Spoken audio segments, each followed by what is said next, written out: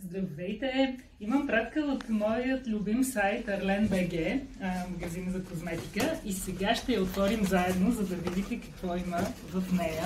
Много се вълнувам.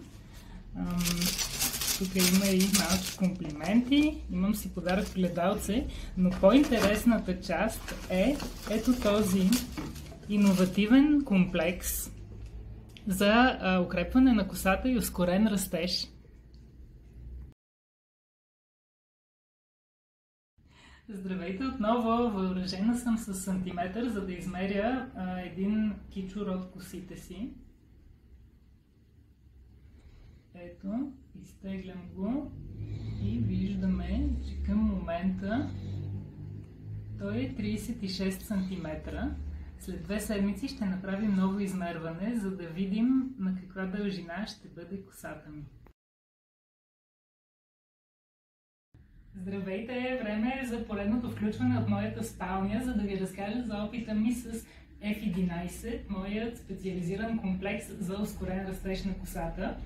Сега искам да обърна внимание на серума, който е част от комплекта. За него се препоръчва да се нанася след измиване на косата, като оптималното време за това е вечер, за да могат активните съставки да действат максимално добре. Това, което изключително много ми харесва в серума, е, че може да се нанася и на суха коса.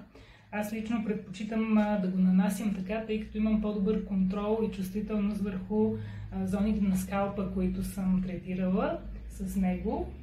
Нанасям го и си правя лек масаж.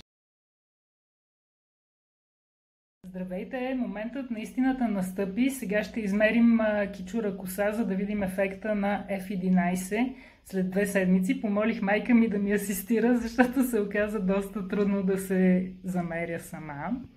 И така, нека да видим кичурът, който е с дължина от 38, почти 39 см.